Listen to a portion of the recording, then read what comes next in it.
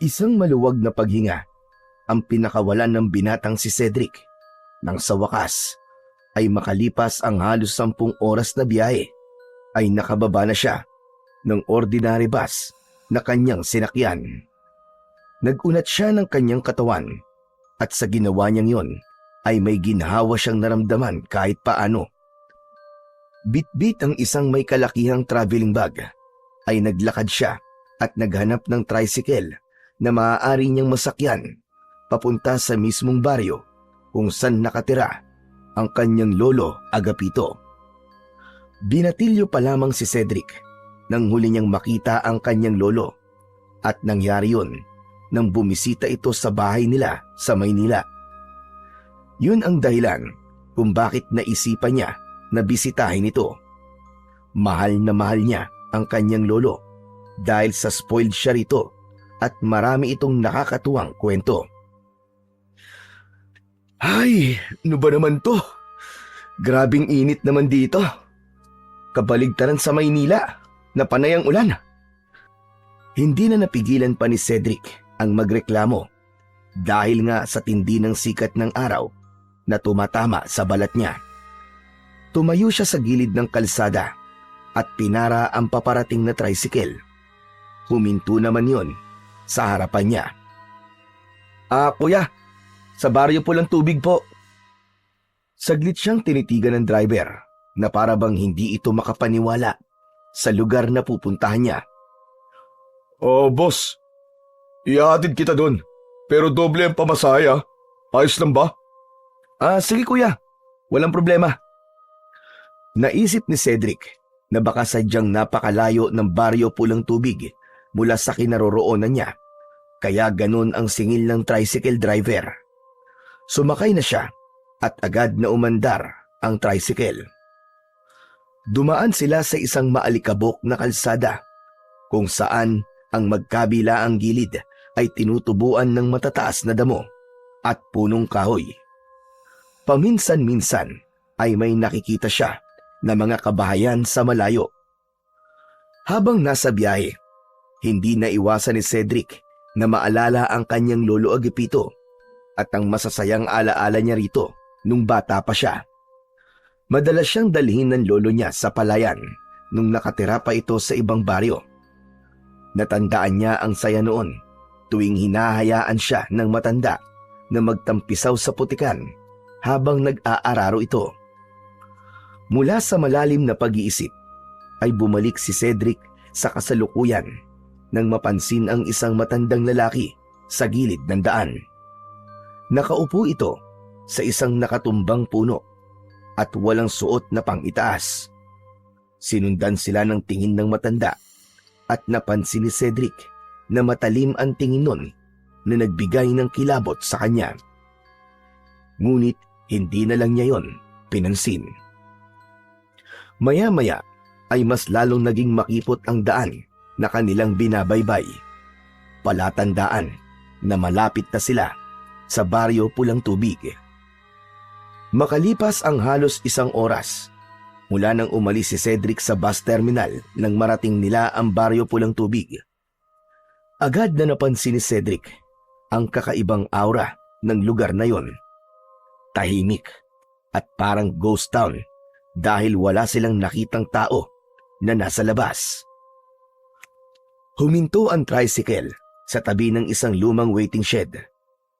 Nagpalinga-linga naman si Cedric saka bumaling sa driver. Tinanong niya kung magkano ang babayaran niya at matapos sumagot ng driver ay iniabot niya rito ang kanyang bayad. Bumaba siya ng tricycle at napansin niyang nakatitig pa rin sa kanya ang driver na para bang may gusto itong sabihin ngunit hindi nito magawa. Manong, may problema po ba? Magtatagal ka ba rito? Hindi ko po alam eh. Depende po siguro. Bakit po? Kung ako sa'yo, hindi ako magtatagal dito. Ha? Bakit naman po, Manong? Pero imbis na sumagot, mabilis na pinaandar na ng driver ang kanyang tricycle. Napatitig na lang siya sa papalayong tricycle sabay iling. Hanep pa. Ang weird naman nun. Bumuntong hininga si Cedric at saka binuhat ang kanyang traveling bag.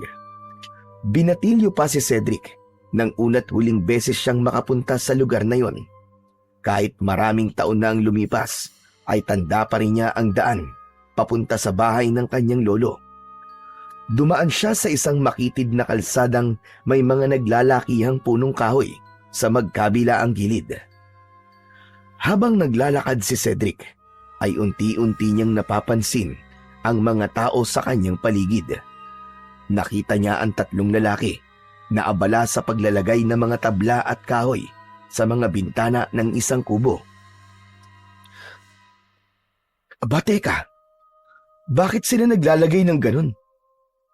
Parang wala namang paparating na bagyo ah. Nagulat si Cedric nang may nakasalubong siyang mga taong nagpuprosesyon sa katanghaliang tapat. Mabagal na naglalakad ang mga yon habang may hawak na rosaryo at malakas na nagdadasal. Napalunok si Cedric. Alam niyang hindi pangkaraniwan ang prosesyon sa ganung oras na tirik ang araw. Sa pagkakaalam niya, ay sa gabi ginagawa ang pagpuprosesyon. Pinagpatuloy niya ang kanyang paglalakad habang palihim na sinusuri ang bawat taong nadadaanan niya. Napansin niyang karamihan sa mga yon ay lumilingon sa kanya na tila nagtataka kung sino siya at bakit siya naroon sa lugar na yon. Matapos ang halos 15 minutong paglalakad, sa wakas ay huminto na si Cedric sa harap ng isang bahay na medyo malaki kumpara sa mga bahay na nadaanan niya. Gawa yon sa hollow blocks at may lumang bubong na yero. May maliit na balkonahe sa harap na may lumang kahoy na upuan. Bagamat matibay ang pagkakatayo sa bahay, ay halatang hindi na yun ganun naaalagaan. May mga bitak sa ilang bahagi ng dingding. Saglit na huminto si Cedric, saka malalim na huminga at bumulong sa sarili. Hindi ako maaaring magkamali. Ito na ang bahay ni Lolo. Siguradong matutuwa at masosorpresa si Lolo Agapito kasi hindi niya alam na bibisitahin ko siya. Matapos yun, ay marahang binuksan ni Cedric ang lumang gate na gawa sa kawayan. Pagkapasok niya sa bakuran, ay napansin niyang tuyo at bitak-bitak ang lupa at maraming tuyo na dahon ang nagkalat sa paligid. Maging ang dating malalagong halaman ng kanyang lolo ay tila napabayaan na rin. Naglakad siya papunta sa pinto ng bahay.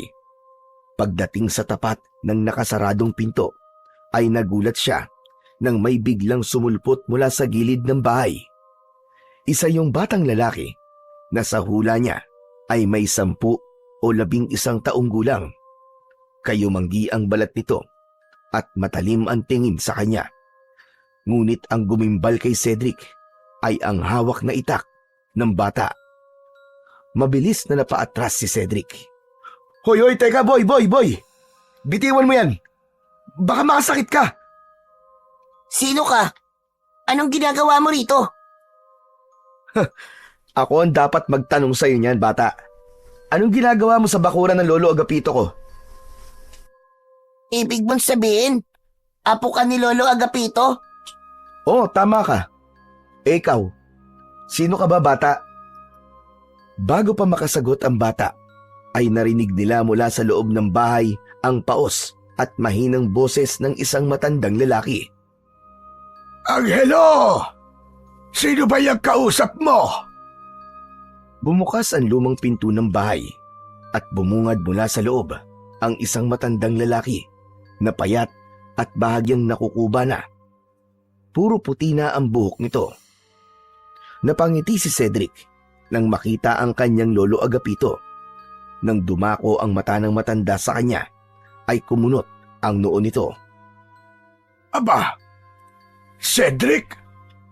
Cedric, ikaw ba yan? Si Lolo Agapito talaga oh. Nakalimutan niyo na po ba ako? Ako nga po to, si Cedric. Ang paborito niyo pong apo. Lumawak ang ngiti ni Cedric at agad siyang lumapit sa lolo niya upang yakapin ito ng mahigpit. Mas lalo niyang nadama ang pangungulila sa matanda. Ngunit makalipas ang ilang sandali, ay dahan-dahang inalis ni Lolo Agapito ang yakap ni Cedric. Napakunot naman si Cedric dahil naramdaman niya na tila hindi masaya ang lolo niya na nakita siya. Apo, anong ginagawa mo rito? Aba lolo, binisita ko po kayo. Ang tagal na po nating di nagkikita, di ba? Hindi ko na nga po alam kung ilang taon na yung huling beses na binisita nyo kami sa Maynila Saglit na tumahimik si Lolo Agapito at saka bumuntong hininga. Cedric, hindi maaari. Bumalik ka na lamang sa Maynila. Makakaabot ka pa sa terminal bago magdilim. Hala, sige.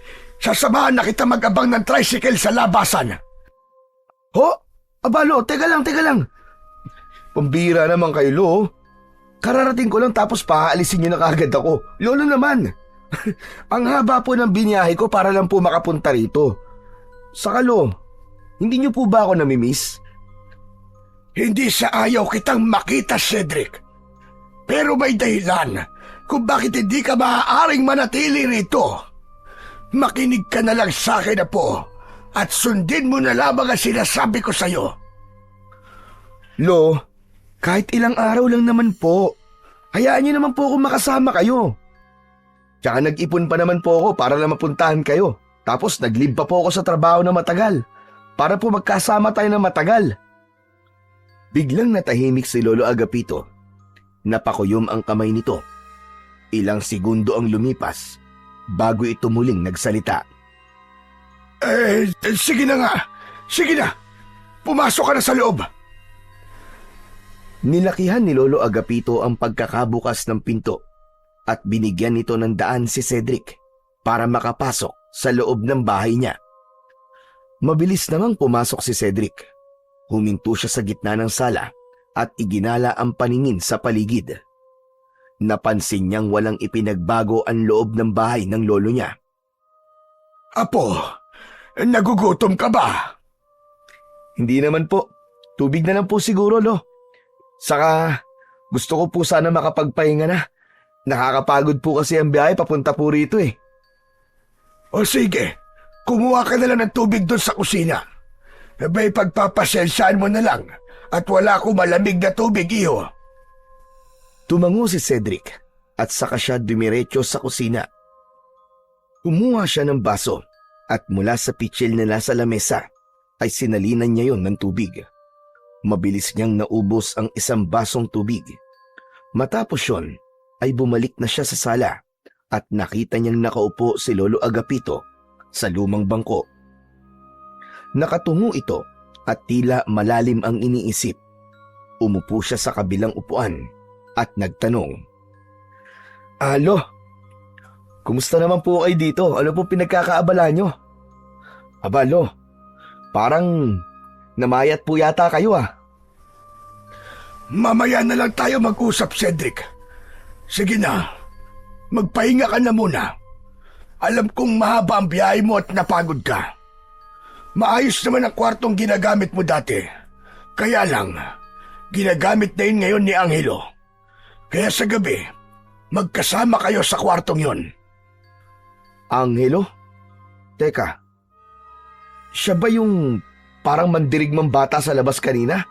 Yung may dala pong itak? Tumango si Lolo Agapito sa tanong ng kanyang apo. Tama ka. Siya nga si Angelo. Elo, sino po siya? Saka, bakit po siya nakatira dito sa inyo? Mamaya na lang tayo mag-usap, Cedric. Magpahinga ka na. Natigilan si Cedric. Alam niyang wala siyang mapapala sa pangungulit sa lolo niya.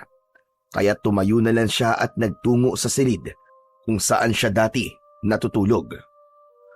Pagpasok niya roon ay naalala niya ang pagkabata niya sa kwartong yon. Noon, puno ng laruan at mga damit niya ang kwartong yon. Pero nang sandaling yon ay kitang-kita niya na hindi na yon sa kanya. Inilapag niya ang kanyang traveling bag sa tabi ng kama at hinubad ang sapatos. Sa kanya binuksan ang lumang electric fan na agad namang umandar. Humiga siya sa papag na may manipis na kutsyon at tumingin sa kisame. Habang nakatingin sa kawalan, ay nakaramdam ng bigat sa dibdib si Cedric. Hindi niya alam, pero nagtataka siya kung bakit tila malamig ang pakikitungo sa kanya ni Lolo Agapito. Wala siyang naramdamang kasiyahan sa matanda na naroon siya sa bahay nito. Pumikit na lang si Cedric at pilit tinatanggal ang bumabagabag sa isip niya para makatulog at makapagpahinga na siya. Hindi na namalayan ni Cedric na nakatulog na siya. Ang plano lang sana niya ay umidlip, pero paggising niya ay madilim na ang kwarto. Bumangon siya mula sa papag at kinusot ang kanyang mga mata. Matapos yun, ay lumabas na siya ng kwarto. Sa sala ay nakita niya sina Lolo Agapito at Angelo na nakaupo sa kahoy na upuan habang nakatutok ang atensyon sa maliit na TV. Malabo ang palabas at halos puro static, pero tila hindi yun alintana ng dalawa. Grabe! Napasarap yata ang tulog ko . Kumain na po ba kayo? Hindi pa kami kumakain, iyo. Hinihintay ka talaga naming magising. Ha? Sana po nauna na po kayong kumain. Baka nagugutom na po kayo. Umiling si Lolo Agapito, saka pinatay ang telebisyon. Ayos lang kami, apo.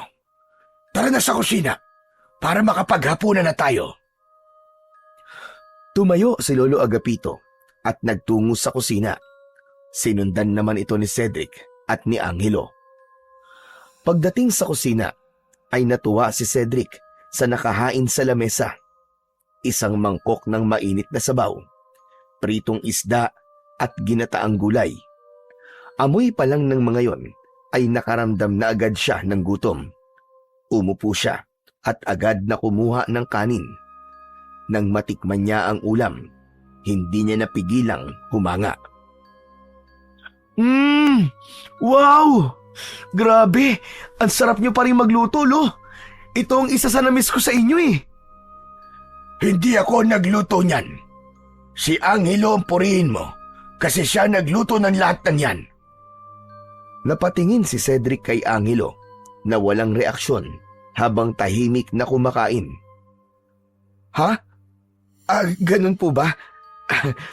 Angelo, ang galing mo naman pala magluto . Ang bata-bata mo pa pero ang husay mo na magluto. Ilang taong ka na nga pala? 10 taon po. Nako, alam mo, nung nasa ganyang edad ako, ay puro laro lang ang alam ko. Hindi ko nga alam kung paano magsaing nun . Hindi sumagot si Angelo at patuloy lang ito sa kanyang pagkain. May kung anong bumagabag kay Cedric ng mga oras na yon. Maraming tanong ang gusto niyang itanong, lalo na tungkol kay Angelo. Pero naisip niyang hindi pa yon ang tamang oras. Mas mabuting hintayin niyang silang dalawa na lang ni Lolo Agapito ang nag-uusap bago niya itanong ang gusto niyang malaman. Matapos ang hapunan, ay nagtiis si Cedric na manood sa malabong palabas sa telebisyon kasama sina Lolo Agapito at Angelo. Hindi nagtagal ay nagtungo na si Angelo sa kwarto nila. Nang nakaramdam ng antok si Cedric, ay nagpaalam na siya kay Lolo Agapito na matutulog na siya. Pagpasok niya ng kwarto, ay humiga siya sa tabi ni Angelo na mahimbing na ang tulog. Hindi nagtagal ay nawala na ang ingay ng telebisyon sa sala, kaya alam niyang matutulog na rin ang lolo niya. Lumipas ang ilang oras, pero gising pa rin si Cedric. Biglang nawala ang antok niya. Muli siyang binagabag ng pagbabago kay Lolo Agapito. Noon ay masiyahin at palabiro ang kanyang lolo, kaya hindi niya maiwasang magtaka kung ano ang nangyari at malamig na ang pakikitungo ng matanda sa kanya. Kinabukasan ng umaga, halos alas 7 na ng umaga nagising si Cedric. Wala na si Angelo sa tabi niya, kaya lumabas na rin siya ng kwarto. Wala siyang nakitang tao sa sala at maging sa kusina. Lumabas siya ng bahay at tumingin sa paligid. Sa likod ay dun niya nakita si Lolo Agapito na abala sa pagpapakain ng mga manok. Lumapit si Cedric at tumayo sa gilid ng kanyang lolo. Hindi man lang siya nilingon ng matanda na para bang hindi nito alam na naroon siya. Mula sa kinaroroonan nila ay tanaw sa malayo ang isang napakalawak na taniman ng palay. Ang mga tanim na palay doon ay puro kulay dilaw at tuyot na.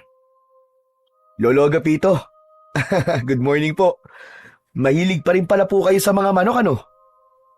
Hindi sumagot si Lolo Agapito.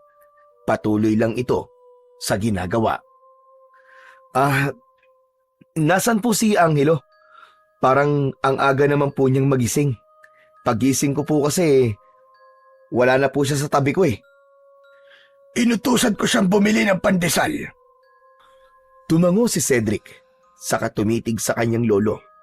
Naisip niya na yun na ang tamang pagkakataon para magtanong siya tungkol kay Angelo dahil wala roon ang bata. Lo. Oo nga pala, sino po ba talaga si Angelo? Si Angelo ay ampon ko, Cedric. Kapitbahay ko mga magulang niya dati. Pero namatay sila pareho. 5 taon pa lang ang bata nun.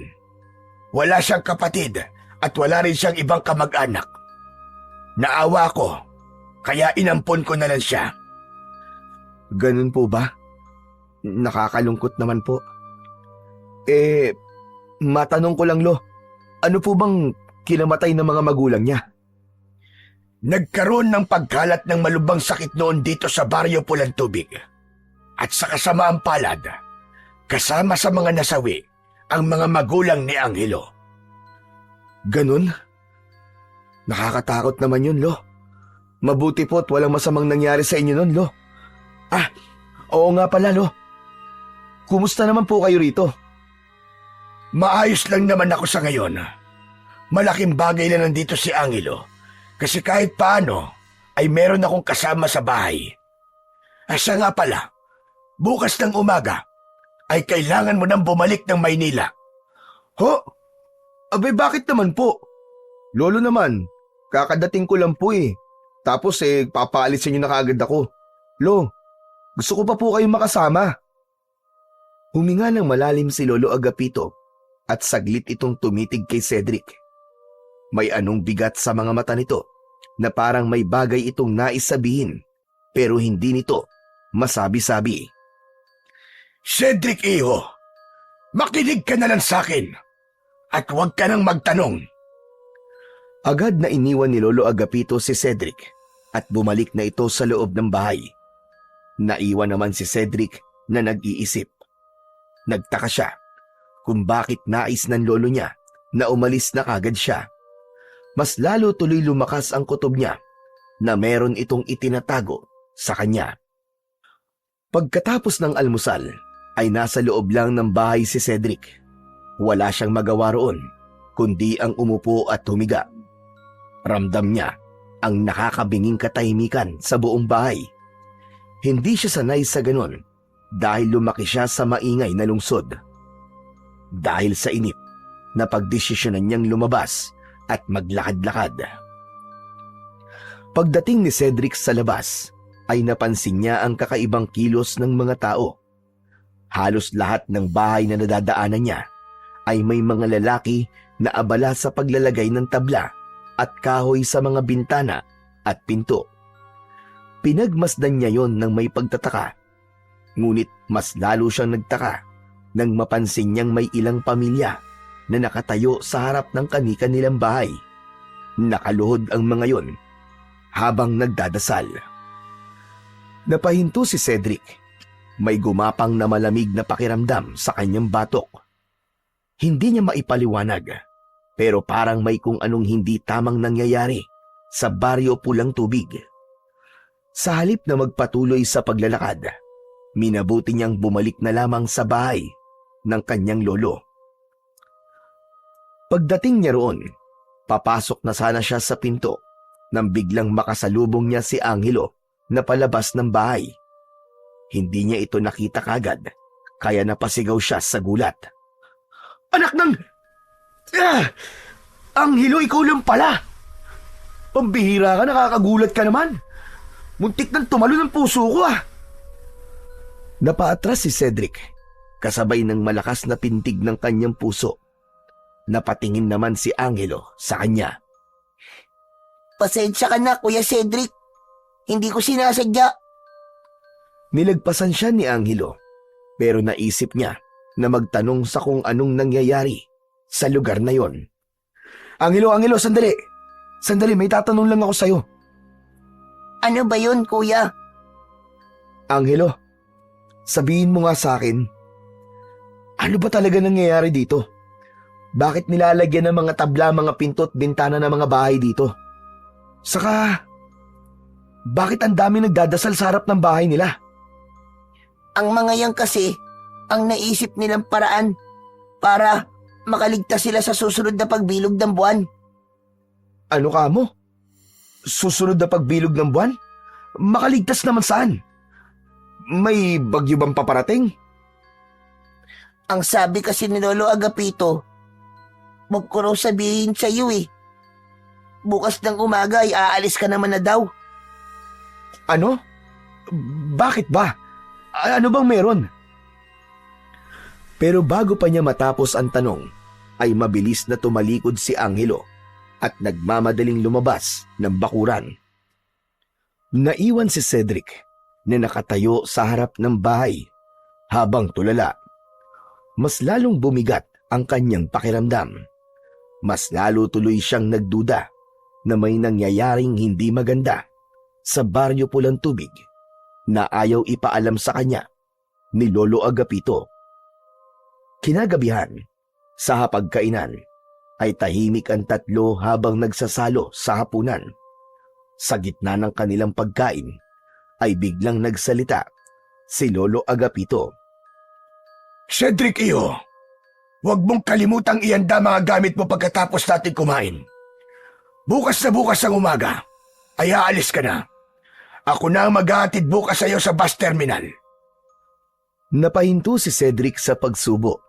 Bumuntong hininga siya at inilapag niya ang kutsara at tinidor sa kanyang pinggan. Lo, Hindi pa po ako aalis. Plano ko po manatili rito ng 2 linggo. Hindi po ba sabi ko po gusto ko kayong makasama ng mas matagal? huwag nang matigas ang ulo mo, Cedric. Aalis ka na bukas at babalik na sa Maynila sa ayaw at sa gusto mo. Teka, naguguluhan po kasi ako Bakit niyo po ba ako gustong paalisin kagad?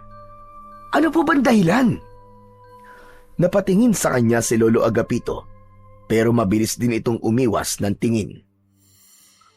Sakalo, bakit parang nagbago na po yata kayo ngayon?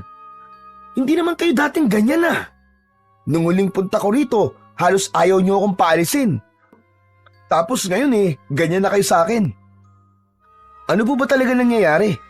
Bakit pakiramdam ko po meron kayong tinatago sa akin? Napatingin si Angelo sa kanilang dalawa. Nagpalipat-lipat ang tingin nito kay Cedric at sa matandang lalaki. Wala, Cedric. Wala akong tinatago sa'yo. Talaga po ba, Lo? Bakit kayo ganyan? Kung talagang wala kayong tinatago, bakit gusto niyo akong paalisin kagad?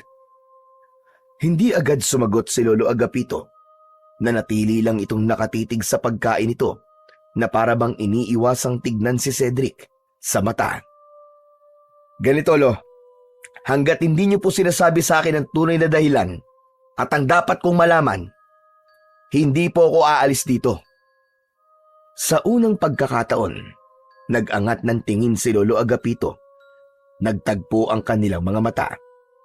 Naramdaman ni Cedric ang bigat ng tensyon sa pagitan nilang maglolo. Hindi niya binawi ang kanyang tingin. Alam niya na may itinatago sa kanya ang kanyang lolo at hindi siya aalis sa lugar na yon hanggat hindi niya nalalaman kung ano ang katotohanan. Kinabukasan ng umaga ay maagang nagising si Cedric. Bumangon siya mula sa papag at lumabas ng silid. Hindi niya nakita sina Lolo Agapito at Angelo sa loob ng bahay. Alam niyang galit si Lolo Agapito sa kanya matapos niyang tutulan ang kagustuhan nitong umalis siya sa araw na yon. Naglakad siya patungo sa likod ng bahay kung saan mas malaya siyang makakapag-isip ng maayos. Mula sa kinatatayuan ni Cedric ay natanaw niya ang malawak na palayan sa malayo. Patay at tuyong-tuyo ang mga nakatanim doon na para bang matagal na yung napapabayaan. Habang nakatingin siya sa palayan ay tila may bumubulong sa kanya na magtungo siya roon. Hindi niya alam kung bakit at paano, pero hindi niya napigilan ang kanyang sarili. Parang may nagtutulak sa kanya upang sundan ang tinig na yon. Nagsimulang maglakad si Cedric papunta sa malawak na palayan. Habang papalapit roon ay mas lalong uminit ang sikat ng araw, ngunit hindi siya huminto. Mabagal ang kanyang mga akbang sa simula, ngunit habang tumatagal ay bumilis ng bumilis ang paglalakad niya. Nang tuluyang makarating sa palayan si Cedric, ay tagaktak na ang kanyang pawis. Huminto siya sandali upang magpahinga. Iginala niya ang mata niya at nakita niya ang mga bagay na nagpatindi ng kanyang pagtataka. Napakaraming panakot sa ibon na nakatayo sa paligid. Nagtaka siya kung bakit may ganon sa lugar na yon, gayong patay na ang mga palay na nakatanim doon. Ibig sabihin ay walang dapat protektahang tanim mula sa mga ibon. Hindi nagtagal ay muling naglakad si Cedric. Makalipas ang ilang sandali ay napahinto siya nang may nakita siyang hukay sa lupa. Halos kasya ang 2 tao sa loob ng hukay at hindi niya makita ang pinakailalim. Para yung isang balon na walang tubig. Lumapit siya sa hukay at sumilip. Ngunit kahit na anong gawin niya, ay hindi niya makita ang dulo ng hukay na yon. Habang nakasilip si Cedric sa madilim at malalim na hukay, ay biglang may mainit na hangin na humampas sa kanyang muka mula sa kailaliman ng hukay. Binalot ng kilabot ang buo niyang katawan. Dahil doon ay napaatras siya. Ngunit sa kanyang pag-atras ay may tinamaan siyang tao mula sa kanyang likuran. Mabilis na lumingon si Cedric at nakita niyang nakaupo sa lupa si Angelo. Napagtanto niya na natumba ito ng maatrasan niya. Mabilis niyang inalok ang isa niyang kamay kay Angelo upang tulungan itong makatayo. Bahagyang napasimangot pa ang bata nang tumayo na ito. Angelo, ikaw pala yan. Pasensya ka na ha. Hindi kita napansin eh. Pero teka, paano mo nalaman na nandito ako? Nakita kita kanina na papunta ka rito. Kaya sinundan kita, Kuya Cedric. Kuya, ang mabuti pa ay umuwi na tayo. Sigurado magagalit si Lolo Agapito kapag nalaman niyang nandito ka. Ha? Bakit naman siya magagalit? Huwag mo na lang itanong, Kuya Cedric. Saka, wala talaga nagpupunta sa lugar na to eh. Lahat ng tao rito sa Baryo Pulang Tubig ay iniiwasan ng palayan na ito. Ha? Bakit? Ano bang meron dito sa palayan? Bakit parang takot kayong lahat na magpunta dito? Mas mabuti pang umalis na lang tayo, Kuya, bago pa tayo makita ni Lolo Agapito na nandito tayo. Tatalikod na sana si Angelo upang maglakad palayo nang biglang hawakan ni Cedric ang braso niya. Sandali lang, Angelo. Ang dami mo sinasabi pero kahit isa sa mga tanong ko ay wala kang sinasagot ng diretso. Ano ba talaga nangyayari dito? Ang sabi kasi ni Lolo, mas mabuting hindi mo na lang malaman ng lahat. Makinig ka na lang kay Lolo Agapito, Kuya Cedric. Tama siya na dapat ka nang umalis dito sa Baryo Pulang Tubig. Sundin mo na lang siya, kuya. Bakit ba? Ano ba tinatago niyo sa akin? Bakit gusto kong paalisin ni Lolo Agapito? At anong meron sa palayang ito?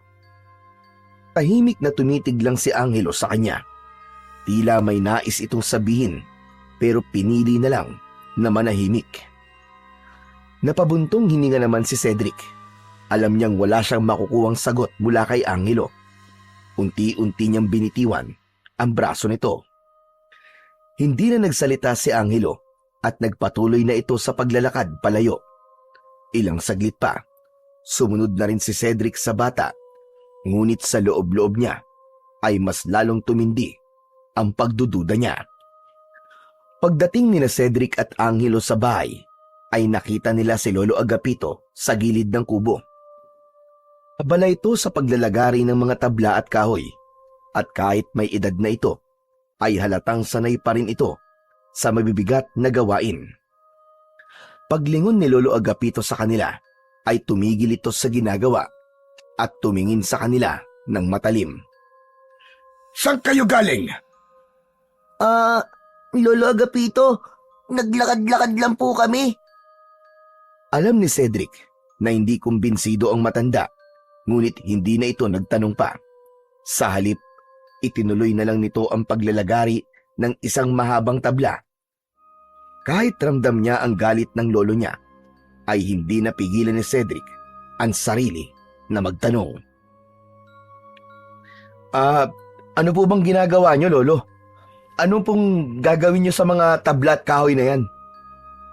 Tutal, hindi na kita mapipilit na umalis. Ay mas mabuti pang malaman mo na ang totoo. Ay, kung ganun po, sasagutin niyo na po ang lahat ng tanong ko? Oo, pero mamaya na natin pag-usapan yan. Tulungan niyo muna akong ikabit ang mga ito sa mga bintana. Teka, Lolo Agapito, para saan po ba ang mga yan? Pati kasi sa ibang bahay dito ay nilalagyan din nila ng mga kahoy at tabla, mga bintana at pinto nila. Basta, mamaya na nga natin pag-usapan. Tulungan niyo na lang ako at sasagutin ko lahat ng tanong mo. Napatingin si Cedric kay Angelo na tila hindi na nagulat sa ipinapagawa ni Lolo Agapito. Walang tanong-tanong, agad na kinuha ni Angelo ang isang tabla at nagsimulang isalansan ang mga yon sa gilid ng bahay. Napabuntong hininga si Cedric at kumilos na rin siya, kahit hindi niya maintindihan kung bakit kailangan lagyan ng harang ang mga bintana ng bahay, ay hindi na lang niya yon kwinestyon. Tahimik na kinuha ni Cedric ang isang tabla at lumapit sa may bintana. Kahit marami siyang gustong itanong, ay mas pinili niyang manahimik na muna. Paglipas ng ilang minuto, ay tapos na sina Cedric sa paglalagay ng mga tabla at kahoy sa bintana ng bahay ni Lolo Agapito. Nagtungo sila ni Lolo Agapito sa likod ng bahay. Tumayo sila roon habang nakatingin sa malawak na palayan sa malayo. Samantala, si Angelo naman ay pumasok na sa loob ng bahay. Apo, sa susunod na araw ay pupunta tayo sa bayan para mamili ng pagkain. Pagbalik natin, lalagyan din natin ng kahoy at tabla ang mga pinto. Lo, paparating po bang bagyo? Mabigat ang buntong hininga ni Lolo Agapito bago ito muling nagsalita. Cedric, iyo, makinig kang mabuti sa akin. Ang mga susunod kong sasabihin ay maaaring hindi mo paniwalaan. Pero wala akong ibang sasabihin kundi ang katotohanan lamang. Ayoko na sanang malaman mo ito. Pero dahil sa matigas ang ulo mo at hindi mo ako sinunod na umalis ka, ay mabuti nang alam mo na ang dapat mong malaman. Mas lalong kumabog ang dibdib ni Cedric. Para bang mas lumamig ang paligid kahit napakainit naman ng panahon. Napatitig siya sa mukha ng matanda. Seryoso ito at walang bahid ng pagbibiro. Sa parating na kabilugan ng buwan, may isang aswang na muling mabubuhay. Nasa palayan siya ngayon at nakahimlay. Ano po? Anong aswang? Isang tigbanwa. Tigbanwa? Ano po yun? Ang tigbanwa ay isang sinaunang uri ng aswang. Ang tigbanwa na nakaimlay sa tuyong palayan ay hindi isang ordinaryong aswang. Kada 10 taon ay nagigising ito at sa loob ng 13 araw ay maghahasik ito ng lagim at kamatayan sa buong baryo. Kapag natapos ang 13 araw, ay muli itong mahihimlay at maghihintay ulit ng 10 taon bago muling magising. At ang mas nakakatakot pa iyo, kakaiba ang tigbanwa na narito dahil may kakayahan siyang paghilumi ng sarili niyang sugat. Kaya naman, marami nang sumubok na patayin siya pero wala pa rin nagtatagumpay. Nanuyo ang lalamunan ni Cedric. Hindi niya alam kung maniniwala ba siya o hindi. Pero sa paraan ng pagsasalita ni Lolo Agapito, ay tila totoo ang lahat ng sinabi nito. Bahagyang bumigat ang kanyang pakiramdam. Tila bumagal ang kanyang paghinga sa bigat ng revelasyong narinig niya. Lolo Agapito, hindi ko po alam kung maniniwala ako eh. Kasi parang imposible naman po yun. Bakit? Ang akala mo ba ay mag-aaksaya ko ng oras para takutin ka lang? Hindi mo ba napapansin? Ilang araw nang parang may bumabalot na kakaibang enerhiya sa baryong ito. Akot na ang lahat ng tao at naghahanda na sila para sa paggising ng tigbanwa. Napalunok si Cedric. Napagtanto niya na totoo nga ang sinabi ng kanyang lolo dahil simula nang dumating siya roon ay maraming bagay sa paligid ang hindi niya maintindihan. Pero, Lolo Agapito, kung may ganito palang nangyayari rito, bakit niyo pa po ako inayaang magbakasyon dito dati nung bata pa po ako? Dahil yung panahon na yon ay matagal pa bago magising ang tigbanwa. Wala pa akong dapat ipag-alala. Pero ngayon, ilang araw na lamang ay magigising na siya. Kaya nga pinapaalis na kita. Hindi dahil ayaw kitang makasama, Apo, kundi dahil gusto lang kitang maging ligtas. Kung ganun po pala, Lo, bakit hindi na lang po tayo umalis bago pa magising ang tigbanwa? Tapos, bumalik na lang po kayo kapag natulog na po siya ulit. Napailing si Lolo Agapito sa sinabi ng kanyang apo. Hindi ako maaaring umalis. Isa ko sa dahilan kung bakit buhay pa ang mga tao rito, Apo. Ako ang namumuno sa pagpapanatili ng kaligtasan ng baryo. Hindi ko sila maaaring iwanan. Mahal ko ang lugar na ito at ang lahat ng taong nakatira dito. Cedric, walang awa ang tigbanwa. Lahat ng taong makita nito ay pinapatay niya. Ang totoo, walang nakakaalam kung bakit may ganung nilalang dito sa baryo Pulang Tubig. Pero may isang kwento noon na may nagsabi na isinumpa ang lugar na ito ng isang mangkukulam na babaylan. Ano na pala ang gagawin natin kapag nagising na po ang tigbanwa? Wala tayong ibang dapat na gawin kundi panatilihin ang ating kaligtasan sa loob ng 13 araw. At ikaw, Cedric, dapat mong sundin ang lahat ng sasabihin ko sa iyo sa mga susunod na araw. Ayokong bangkay kang uuwi sa Maynila. Muling napatingin si Cedric sa malawak na palayan. Hindi niya akalain na may ganitong klaseng nilalang ang naninirahan sa baryo Pulang Tubig. Maghapong tahimik si Cedric at hindi siya mapakali sa mga sinabi ni Lolo Agapito tungkol sa tigbanwa. Kahit anong pilit niyang alisin sa kanyang isip ang kwento ng matanda, ay patuloy yung bumabalik sa kanya. Hindi siya naniniwala sa mga aswang. Lumaki siya sa syudad kung saan walang puwang ang mga kwentong kababalaghan. Habang nakaupo siya sa bangkong kahoy sa harap ng bahay, ay pinagmasdan niya ang palayan. Maya-maya, lumapit sa kanya si Angelo. Tahimik itong naupo sa tabi niya. Kuya Cedric, siguro naman, naiintindihan mo na kung bakit ka pinapaalis ni Lolo dito. Ginawa lang ba ni Lolo Agapito ang kwentong yon?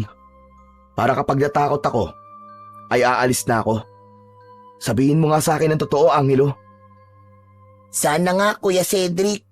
Hindi na lang totoo ang lahat ng yun. Ang totoo, Kuya, ito ang unang beses na makikita kong tigbanwa. Naririnig ko lang din ang kwento tungkol sa aswang na yon kay Lolo Agapito. Pero naniniwala ko na totoo ang lahat ng yun.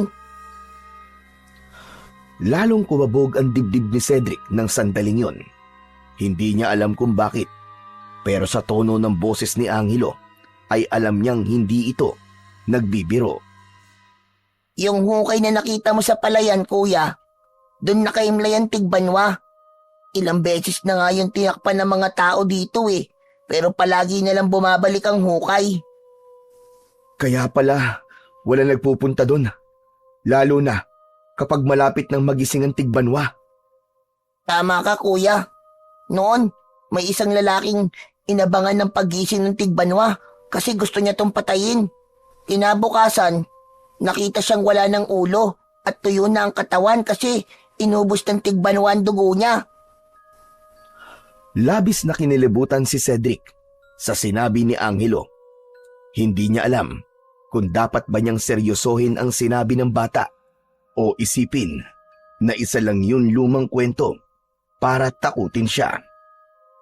Kinabukasan ng umaga, mas lalong naging abala sina Cedric at Lolo Agapito sa paghahanda. Kahit hindi pa lubos na naniniwala si Cedric sa kwento ng matanda, ay napilitan siyang sumunod sa mga utos nito. Wala rin naman siyang ibang magagawa kundi ang sumunod dahil wala pa siyang balak na bumalik sa Maynila. Maagang naglakad sina Cedric at Lolo Agapito patungo sa palengke. Bit-bit naman ni Cedric ang isang malaking bayong habang mabagal na naglalakad si Lolo Agapito sa unahan niya. Tahimik ang paligid ng mga oras na yon habang tinatahak nila ang makipot na daan palabas ng baryo. Habang naglalakad sila, muling nagpaalala ang matanda kay Cedric. Apo, gabi lang naman umaatake ang tigbanwa. Pero mas mabuti nang may sapat tayong pagkain habang gising ang halimaw na yon. Pagdating nila sa palengke, ay agad silang bumili ng mga kailangan nilang pagkain, gaya ng bigas, delata, gulay at tuyong isda. Si Cedric na mismo ang nagboluntaryong magbuhat ng karamihan sa kanilang pinamili. Kahit papano, naaliw siya sa maingay at buhay na palengke. Malayong malayo yon sa nakakapanindig balahibong katahimikan ng baryo Pulang Tubig. Ngunit sa palengke, hindi nawala ang usapan tungkol sa tigbanwa. Habang bumibili sila ng gulay, narinig ni Cedric ang dalawang matandang babae na nag-uusap tungkol sa tigbanwa. Bakas sa mga boses ng mga yon ang labis na takot dahil mamayang gabi na ang pagbilog ng buwan at muli na raw mabubuhay ang kinatatakutan nilang tigbanwa. Napatingin si Cedric kay Lolo Agapito nang may kasamang pagkabahala pero hindi siya nito pinansin. Bagkus, itinuloy lang nito ang pagbili ng kanilang mga kailangan. Pagbalik nila sa bahay, ay agad nilang inayos ang kanilang mga pinamili. Pinagsama-sama nila ang mga dilata at bigas sa isang malaking kahon, habang isinabit naman sa kisame ang mga tuyong isda. Siniguro rin nila na may malinis silang tubig na maiinom. Habang inaayos ni Cedric ang mga gamit, napatingin siya sa bintana.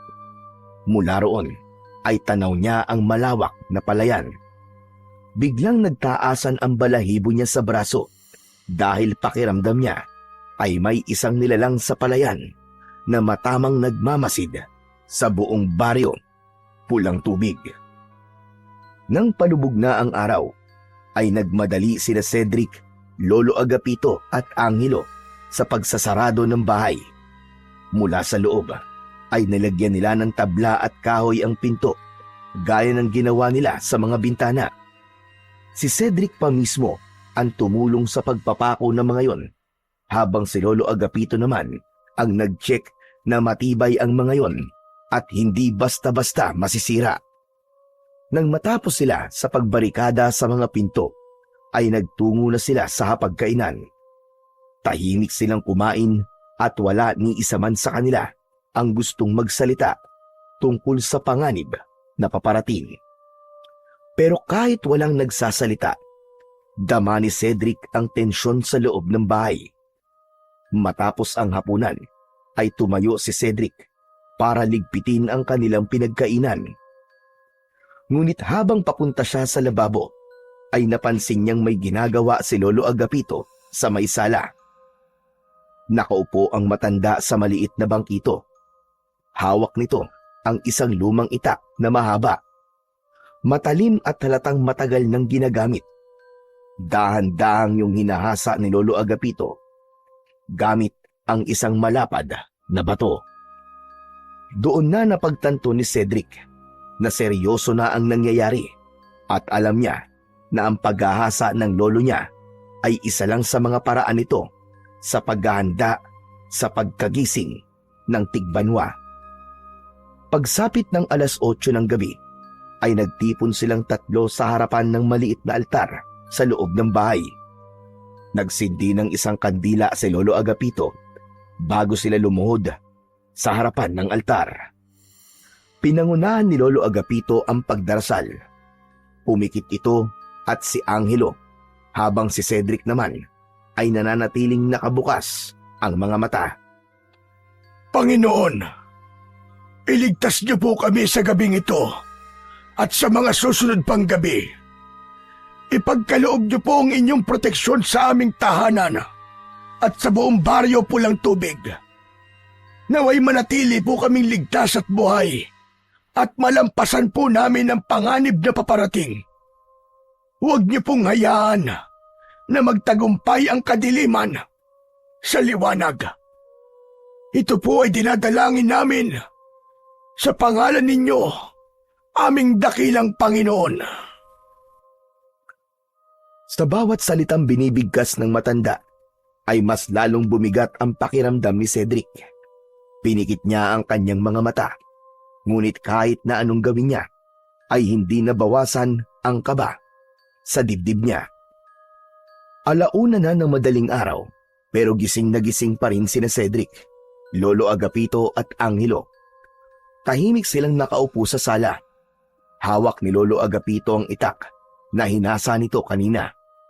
Mahigpit ang pagkakahawak nito sa itak na parang isang mandirigmang handang sumabak sa laban, anumang sandali.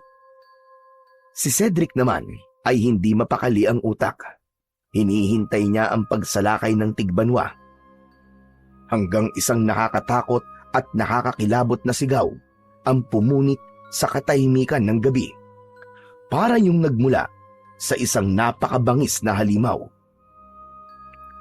Lolo Agapito, ano po yun? Nagising na ang tigbanwa. Magsisimula na ang paghahasik niya ng lagim sa baryo Pulang Tubig. Mula sa bulsa ng lumang kamiseta ni Lolo Agapito ay may inilabas itong isang kwintas. May palawit yon na kulay dilaw na bato. Isinabit nito ang kwintas sa leeg, sa kamariing pumikit na parang may binubulong sa kanyang sarili. Hindi nagtanong si Cedric kung ano ang kwintas na yon dahil mas nangingibabaw sa kanya ang takot. Hanggang sa mula sa kung saan sa baryo ay nakarinig sila ng sigawan ng mga tao. May mga humihingi ng tulong at merong mga umiiyak. Napabalikwas si Cedric mula sa kinauupuan niya. Lolo Agapito, ano po yun? Ano po nangyayari? Bakit po may mga nagsisigawan na tao sa labas? Walang sumagot sa tanong ni Cedric. Si Lolo Agapito naman ay mabilis na nagtungo sa may kusina. Lumapit ito sa may pinto at gamit ang itak ay tinanggal nito ang pagkakapako ng tabla na nakaharang doon. Nanlaki ang mga mata ni Cedric nang mapagtantong lalabas ang kanyang lolo. Agad niyang nilapitan ang matanda at hinawakan ang braso nito. Teka lolo, teka! Ano pong ginagawa nyo? Hindi nyo dapat buksan yan! Cedric apo, kailangan kong tulungan ng mga tao. Nagsimula ng pagsalakay ng tigbanwa. Bitiwan mo ko! Huwag mo kong hawakan! Hindi lolo, delikado po sa labas. Hindi po ako papayag na lumabas kayo. Malakas na itinulak ni Lolo Agapito si Cedric. Sa lakas ng pagtulak sa kanya, ay natumba siya at napaupo sa saig. Matiim siyang tinignan ng kanyang lolo. Kaya ko ang sarili ko, Cedric. Matagal ko nang ginagawa ito sa tuwing nagigising ang tigbanwa. Hindi ko kayang pabayaan ng mga tao rito. Napakurap si Cedric. Wala na siyang nagawa nang tuluyang nabuksan ni Lolo Agapito ang pinto. Nang makalabas ang matanda, ay malakas nitong isinarado ang pinto at doon lang nagkaroon ng pagkakataon si Cedric para tumayo. Sinubukan niyang buksan ang pinto, ngunit nabigo siya at nagkaroon siya ng hinala na isinarado yun ni Lolo Agapito mula sa labas. Lolo, sandali lang! Lolo! Bumalik kayo! Lolo Agapito! Walang sumagot mula sa labas, maliban sa ingay ng kaguluhan. Hanggang sa narinig ni Cedric mula sa likuran niya ang boses ni Angelo. Mabilis siyang lumingon dito. Kuya Cedric, hindi mo siya kayang pigilan. Angelo, bakit ba napakatapang niya? Akala ko ba pumapatay ng tao ang tigbanwang yun? Nagpapakamatay na ba si Lolo? Hindi, Kuya Cedric. Malakas ang loob ni Lolo kasi meron siyang mutya ng palay. Ano ka mo? Mutya ng ano? Mutya ng palay, Kuya. Isa yung makapangyarihang mutya na natagpuan noon ni Lolo Agapito sa palayan. Nagkakaroon kasi siya ng kakaibang lakas at bilis basta suot niya yun. Kaya malakas ang loob niyang tulungan ng mga tao, Kuya. Hindi. May mutya man siya o wala, delikado pa rin ang ginagawa niya. Isa lang ang buhay niya, Angelo. Isa lang.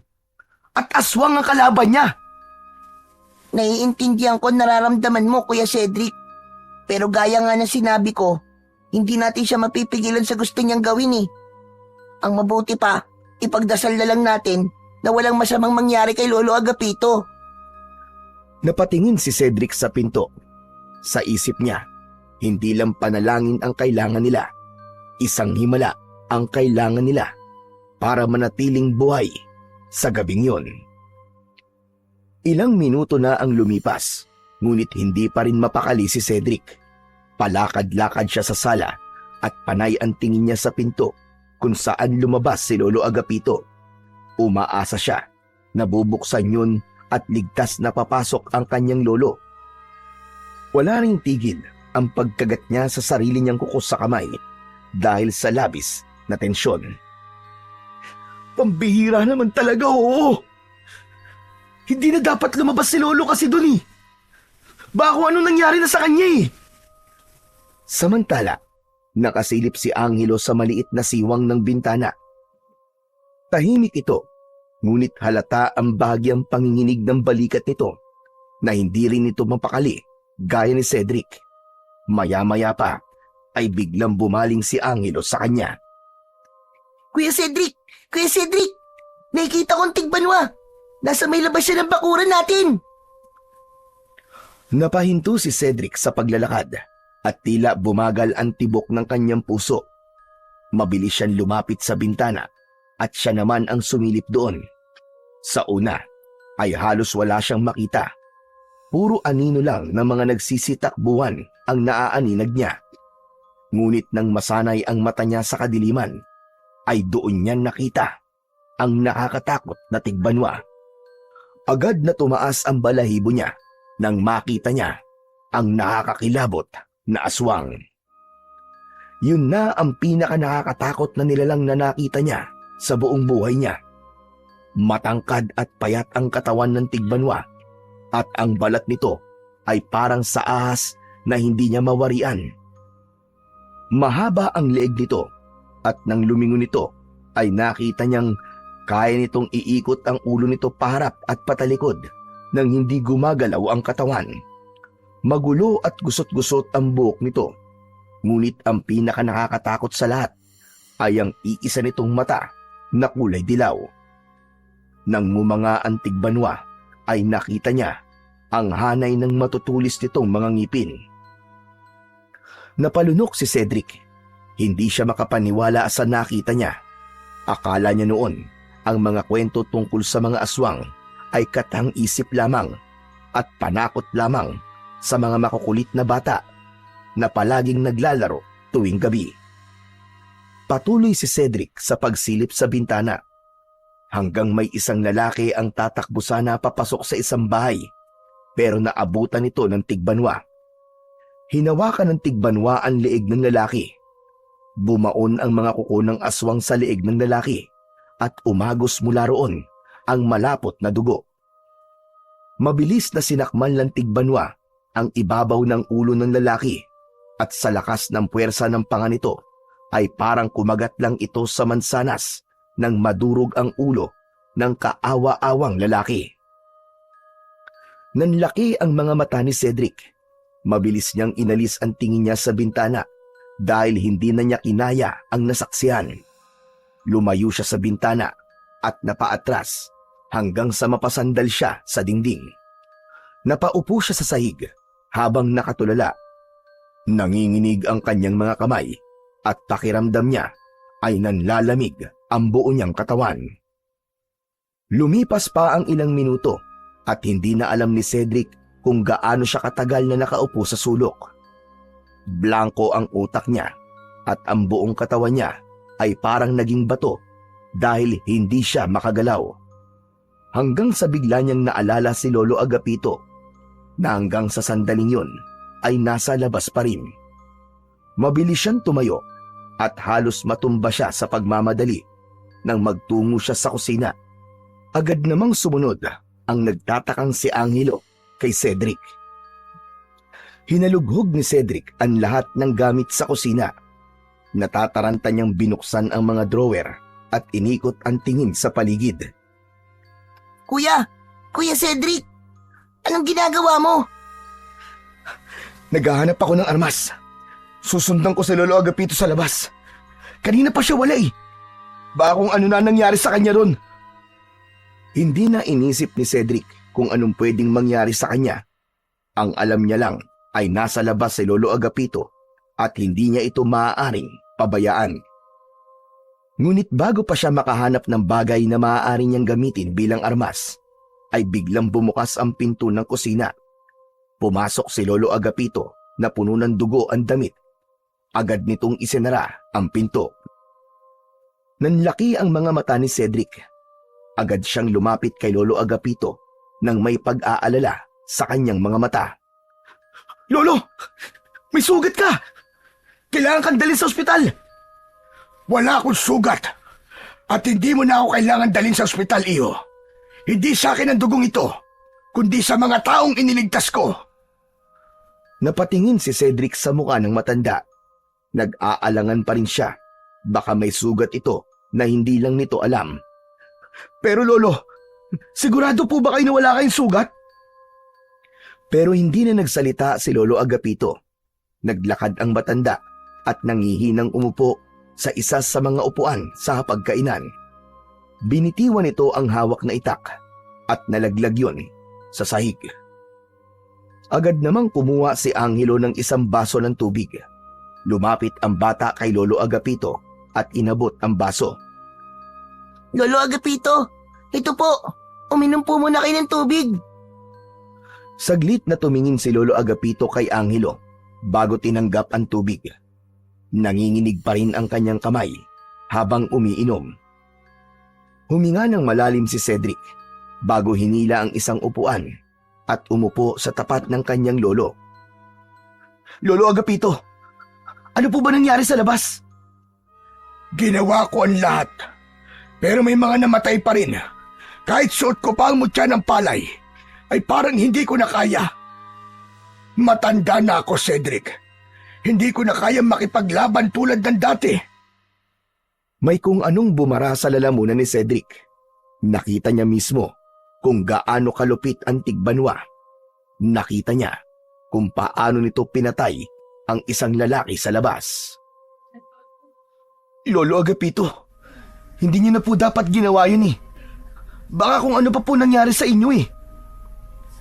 Hindi mo naiintindihan, Cedric. Malapit sa puso ko mga tao dito sa Baryo Pulang Tubig. Matagal na akong nakatira rito. At alam ko, mula nang matagpuan ko ang mutya ng palay, ay nais ng nasa itaas na ipagtanggol ko mga tao dito mula sa Tigbanwa. Natameme si Cedric sa sinabi ni Lolo Agapito.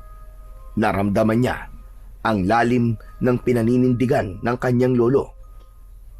Saglit na namayani ang katahimikan sa pagitan nilang tatlo hanggang sa marahang nagsalita si Angelo.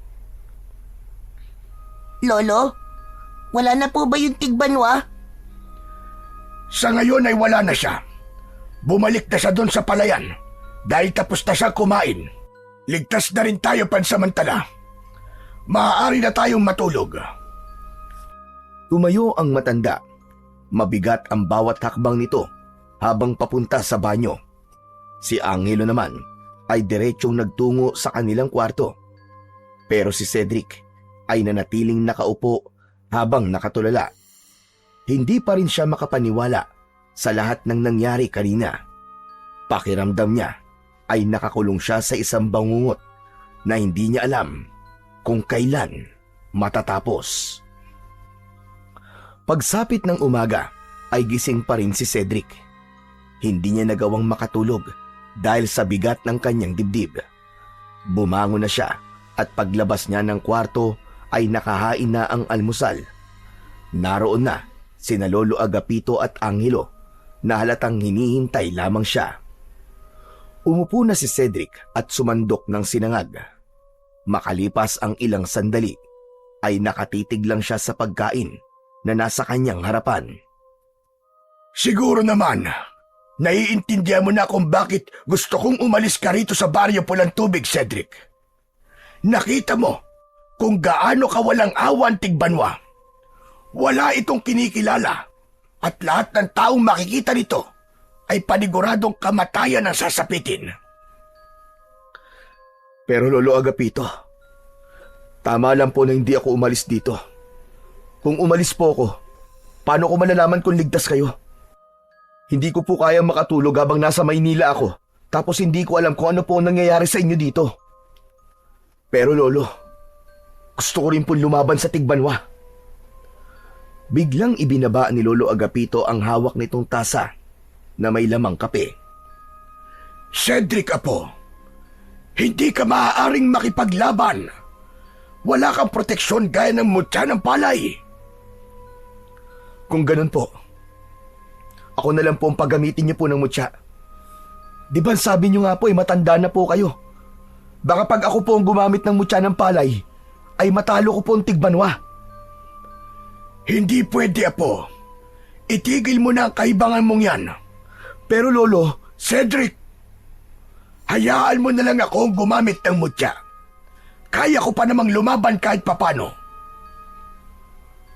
napakuyom ng kamao si Cedric. Gusto niyang magpumilit.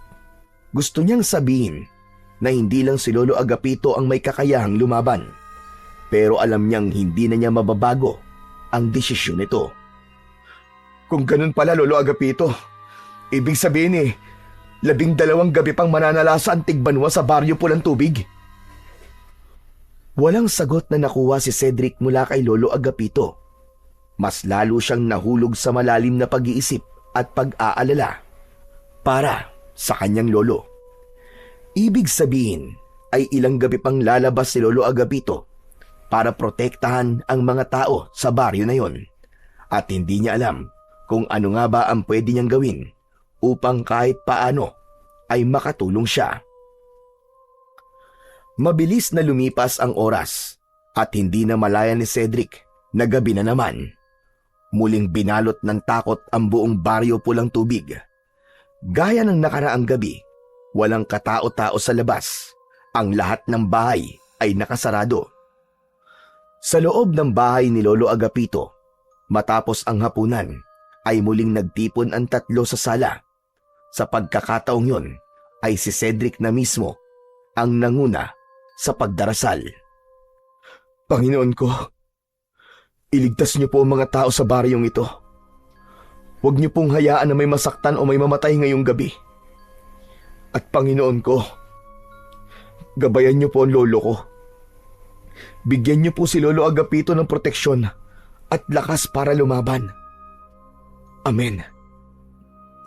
Matapos magdasal, ay umupo na silang tatlo. Hawak ni Lolo Agapito ang matalim nitong itak, habang si Cedric naman ay nakikiramdam lang sa paligid dahil sigurado siya na anumang sandali ay muli na namang aatake ang Tigbanwa. Grabe. Hindi ko maisip talaga. Totoo pala ang mga aswang, no? Ang akala ko talaga ay panakot lang sila sa mga batang ayaw sumunod sa mga magulang nila. Alam kong maraming hindi naniniwala sa mga ganong klaseng nilalang apo. Pero talagang totoo sila. May mga aswang na nabubuhay kasama natin. At ang Tigbanwa sa baryong ito ay isa sa mga buhay na patunay. Hanggang sa muling nabasag ang katahimikan ng gabi dahil sa sigawan ng mga nagkakagulong mga tao sa labas. Nang tumayo si Lolo Agapito, ay tumayo rin si Cedric. Matalim na tumingin si Lolo Agapito sa kanya. Huwag mo nang sayangin ang laway mo, Cedric. Dahil kahit anong sabihin mo, ay hindi mo ako mapipigilan. Wala naman po akong planong pigilan ka, Lolo.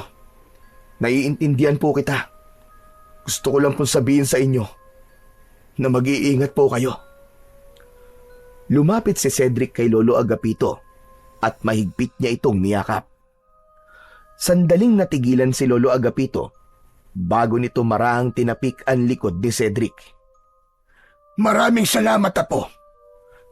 Huwag kayong lalabas ni Angelo, ha? Dito lang kayo sa loob ng bahay. Nagkakaintindihan ba tayo? Matapos yon, ay bumitaw na si Cedric sa pagkakayakap kay Lolo Agapito. Hinayaan niya itong makaalis kahit mabigat ito sa kanyang kalooban. Mabilis na lumabas ang matandang lalaki sa pinto sa may kusina. Naiwan naman sina Cedric at Angelo sa loob ng bahay. Tahimik lang sila at kapwa nag-aalala habang ang kanilang mga mata ay nakatuon sa pinto kung saan lumabas si Lolo Agapito. Halos 1 oras na ang lumipas simula nang lumabas si Lolo Agapito. Nakatayo si Cedric malapit sa may bintana, habang si Angelo ay tahimik na nakaupo. Nakatungo ito habang yakap ang sariling mga tuhod.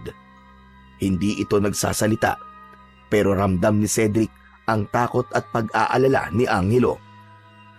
Sa gitna ng pananahimik ng dalawa, ay nagulantang sila nang marinig ang malakas na sigaw ni Lolo Agapito mula sa labas ng bahay. Mabilis na sumilip sa siwang ng bintana si Cedric at para siyang binuhusan ng malamig na tubig nang makita niya si Lolo Agapito na nakahandusay na sa lupa. Sa harapan nito ay nakatayo ang Tigbanwa na naglalaway na parang isang mabangis na hayop na gutom na gutom. Hindi na nag-isip si Cedric. Mabilis siyang tumakbo patungo sa kusina. Kuya Cedric! Kuya Cedric, saan ka pupunta? Hindi sumagot si Cedric dahil alam niyang pipigilan lamang siya ni Angelo sa balak niyang gawin. Alam niyang natatakot ito para sa kanya, pero hindi siya maaaring manatili roon habang nasa panganib ang kanyang lolo.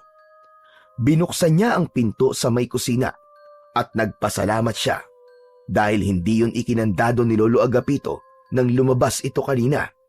Marahil ay naisip nito na hindi naman sila lalabas ni Angelo. Nagmamadali na ngang lumabas si Cedric. Paglabas niya, ay agad niyang napansin ang mga kawayan na nakasandal sa isang puno. Matutulis ang mga dulo nun at naisip niya na pwede niya yung gamitin bilang sandata laban sa tigbanwa. Kinuha ni Cedric ang isa sa mga kawayan at mahigpit yung hinawakan. Tumakbo siya patungo kay Lolo Agapito at isinantabi muna niya ang takot at ang maaaring mangyari sa gagawin niya. Mabilis na sumugod si Cedric habang mahigpit na hawak ang matulis na kawayan. Nakatutok ang dulo ng kawayan sa tigbanwa. Ngunit sa hindi inaasahang pangyayari ay tila naramdaman ng tigbanwa ang presensya ni Cedric, kaya bigla itong lumingon sa kanya. Kahit dilaw ang kulay ng nag-iisa ng mata, ay kita niya ang panlilisik nun. Ngunit hindi huminto si Cedric sa pagsugod. Desidido siyang isaksak ang kawayan sa katawan ng tigbanwa. Mabilis ding sumugod ang tigbanwa sa kanya, pero nang ilang dipa na lang ang layo nila sa isa't isa, ay bigla itong nawala. Napahinto si Cedric at tila huminto ang kanyang paghinga sa labis na kaba. Nasaan kang halimaw ka? Magpakita ka! Harapin mo ako! Cedric, bumalik ka na sa loob ng bahay! Hindi, Lolo. Hindi kita pwedeng pabayaan dito. Umikot ang tingin ni Cedric sa paligid niya habang pilit niyang hinahanap ang tigbanwa hanggang sa may naramdaman siyang presensya sa likuran niya. Cedric! Nasa likod mo na siya, Apo! Nanlaki ang mga mata ni Cedric sa sigaw na yon ni Lolo Agapito. Bago pa siya makalingon, ay naramdaman na niya ang pagbaon ng matutulis na kuko ng tigbanwa sa likod niya. Sinubukan ni Cedric na umakbang paunahan, ngunit nanginig ang mga tuhod niya. Nabuwal siya at padapa siyang sumubsob sa lupa. Nabitiwan niya ang kawayan habang ramdam niya ang walang kapantay na sakit at hapdi mula sa sugat niya sa kanyang likod. Marahan siyang tumihaya at nakita niya ang tigbanwa na nakatayo sa may paanan niya. Nakangisi ito na parang nasisiyahan sa paghihirap niya. Hayop ka! Hindi ako papayag na mapatay mo ako! Akmang kukunin ni Cedric ang kawayan nang biglang itinaas ng tigbanwa ang isa nitong kamay na may matutulis na mga kuko. Napagtanto niya na sasaksakin siya ng aswang gamit yon. Pakiramdam niya ng mga sandaling yon ay bumagal ang lahat ng nasa paligid niya at inisip niya sa gabing yon ay matatapos na ang kanyang buhay. Ngunit bago pa bumagsak ang matatalim na kuko ng tigbanwa kay Cedric, ay isang malakas na sigaw ang narinig niya. Huwag mo sasaktan ang apo ko! Demonyo ka! Napalingon si Cedric at nakita niyang mabilis na tumatakbo si Lolo Agapito papunta sa kanya. Sa sobrang bilis ng pangyayari, ay hindi na nagawang pigilan ni Cedric ang lolo niya. Iniharang ni Lolo Agapito ang sarili nito para protektahan si Cedric. Sa isang iglap ay bumaon ang matutulis na kuko ng tigbanwa sa dibdib ni Lolo Agapito. Nanlaki ang mga mata ni Cedric sa nangyari. Umagos ang kamay ng tigbanwa sa likod ni Lolo Agapito. Malakas na napasigaw si Cedric habang walang tigil ang pagdaloy ng luha sa kanyang magkabilaang pisngi. Nanghina ang buong katawan niya sa nakita at parang huminto ang oras. Nang sandaling yun, ay tinakasan si Cedric ng lahat ng lakas na meron siya. Napatulala na lang siya nang marahas na hinugot ng tigbanwa ang kamay nito mula sa katawan ni Lolo Agapito. Agad na bumagsak ang katawan ng lolo niya sa lupa at napansin niyang hindi na yun humihinga. Tumingin ang tigbanwa kay Cedric. Hindi na siya makagalaw at hinintay na lamang niyang patayin na rin siya ng aswang. Ngunit bago pa ito makalapit sa kanya, ay nakita niya si Angelo na tumatakbo papunta sa tigbanwa habang may hawak na matulis na kawayan. Walang pagdadalawang isip nitong itinarak ang kawayan sa likod ng tigbanwa. Tila nang hina ang tigbanwa, kaya napaluhod dito sa lupa. Lumapit si Angelo kay Cedric at hinawakan ang braso niya. pilit siya nitong hinila patayo. Tara na, kuya! Tara na! Kailangan na natin makabalik sa loob ng bahay bago pa makabawi ng lakas ng tigbanwa. Tara na, kuya! Bilisan natin! Wala sa sarili na tumayo at sumunod si Cedric kay Angelo. Nang makapasok na sila sa bahay, ay agad na isinarado ni Angelo ang pinto. Napatingin si Cedric kay Angelo at halos madurog ang puso niya nang makita na gaya niya ay umiiyak ito. Hindi pwede yun! Hindi pwede yun! Hindi pwede yun! Kailangan kong balikan si Lolo! Kailangan ko siyang balikan! Kuya Cedric, patay na siya! Wala na si Lolo! Kahit na! Hindi ko siya pwedeng iwan lang doon! Pumihit paharap sa pinto si Cedric. Akmang bubuksan niya yon nang naramdaman niya ang mahigpit na yakap ni Angelo mula sa likod niya. Kuya Cedric! Kuya, parang awa mo na! Huwag kang lumabas! Hindi ko kakayanin kung pati ikaw ay mawawala. Ayoko na po mag-isa, kuya. Palagi na lang po akong iniiwan ng mga taong mahal ko. Nagmamakaawa ako sa iyo, Kuya Cedric. Huwag kang lumabas. Nanigas si Cedric. Para siyang tinusok sa puso sa mga sinabi ni Angelo. Napagtanto niya na hindi siya maaaring mamatay dahil wala nang makakasama si Angelo. Namatayan na nga ito ng mga magulang tapos sumunod si Lolo Agapito. Alam niya na kahit sandali pa lang silang magkasama ay masakit din para rito kung maging siya ay mawawala. Dahan-dahan niyang ibinaba ang kamay niya mula sa hawakan ng pinto. Nanatili silang nakatayo doon, umiiyak pareho. Parehas nagdadalamhati sa pagkamatay ni Lolo Agapito. Sa labas naman, maririnig pa rin nila ang mabibigat na yabag ng tigbanwa. Ngunit sa loob ng bahay, ang mas matinding sakit ay nasa puso ni Cedric. Ang pagkawala ng kanyang lolo at ang katotohanang wala siyang nagawa para mailigtas ito. Hindi nagtagal ay huminto na ang sigawan at kaguluhan sa labas. Nang masiguro nila Cedric at Angelo na wala na ang tigbanwa, ay saka sila lumabas. Paglabas nila, ay bumungad sa kanila ang isang nakapanlulumong tanawin. May mga taong umiiyak at nakaikot sa katawan ni Lolo Agapito. Parang may tumusok na patalim sa puso ni Cedric. Doon niya napatunayan na mahal talaga ng mga tao sa baryo na yon ang kanyang lolo. Nang makita sila ng mga tao, ay kusa silang binigyan ng daan para malapitan ang matanda. Mabagal ang bawat takbang ni Cedric palapit sa kanyang Lolo Agapito. Pagkalapit niya, ay lumuhod siya sa tabi nito at mahigpit niya itong niyakap. Naramdaman niya ang malamig nitong katawan.